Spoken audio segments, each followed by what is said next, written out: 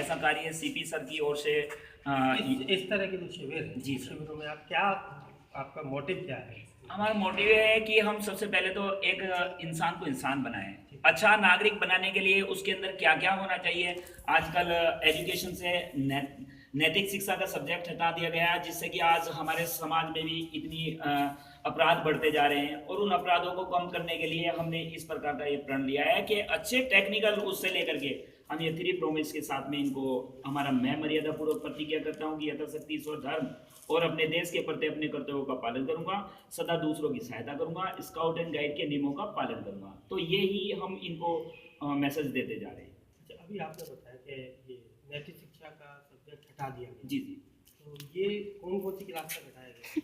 ये सर अभी तो नैतिक शिक्षा तो समाप्ति कर दी गई है हमारे एजुकेशन से, और क्या इसलिए ये हिंदी मीडियम में समाप्त की गई है, इंग्लिश मीडियम में? सर इंग्लिश मीडियम की तो आज हम कह ही नहीं सकते। हिंदी मीडियम सब्जेक्ट से तो बिल्कुल ही खत्म हो गया है।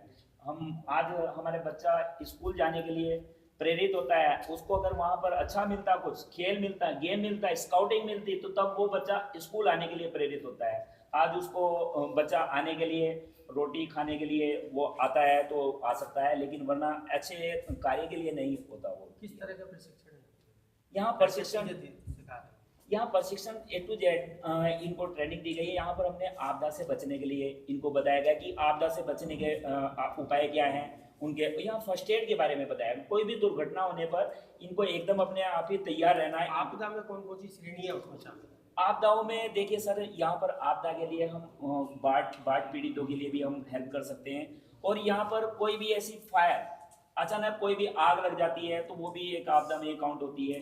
कुछ भी तो हम जल थल और वायु तक की हम सारी इनको प्रशिक्षण देने का प्रयास करें। जी सर। भूकंप जापान में एक, आप जानते हैं जापान में तो हर बच्चा ट्रेंड होता है, फिफ्थ नर्सरी से लेकर के टोटल सभी बच्चा होता है, लेकिन हमारे देश में इस तरीके का कोई प्रशिक्षण नहीं दिया जाता है। और हम ये प्रशिक्षण का काम हम गांव टू गांव, शहर टू शहर, हम सभी क्षेत्र में करते जा रहे हैं। और अभी आप कह रहे हैं कि कहीं प्रशिक्षण नहीं दिया जाता, लेकिन स्काउट गाइड तो काफी समय से चला है। यस, स्काउट एंड गाइड में भी सर मैं आपको बताएं, ये सर 1907 से स्टार्ट हुआ है स्काउट एंड गाइड।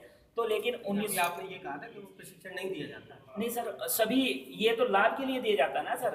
अगर हमारे अंदर भी अगर सेवा का भाव ना हो, हम तो चाहते हैं कि ज़्यादा से ज़्यादा प्रशिक्षित बने, अच्छे ट्रेनर हम बनाना चाहते हैं, जिनसे कि मैं ज़्यादा गांव में जाकर के हर नागरिक इसका जागरूक होगा। आज किसी भी बच्चों को, यहाँ पर जितने भी बच्चे खड़े हैं, इनको स्काउटिंग के बारे में पहले कुछ ज्ञान नहीं था, और इसलिए इनको सबसे पहले अवेयर करना हमारा काम होता है। स्काउट भी कुछ होता है, सिर्फ एनसीसी एनएसएस हमारा राष्ट्र लेवल का कार्यक्रम है, लेकिन स्काउट एंड गाइड इंटरनेशनल कार्यक्रम है, जो पूरे विश्व स्तर पर ये कार्यक्रम कर रहा है।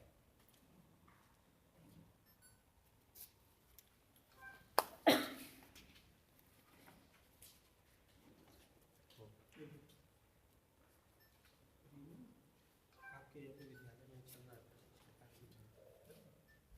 कितने बच्चे हैं और इन सबको आपने पहली बार दिया, पहली बार यहाँ पर ट्रेनिंग करा रहे हैं, किस तरह आपने इनको बुलाया, वो चीज़ बता दें। और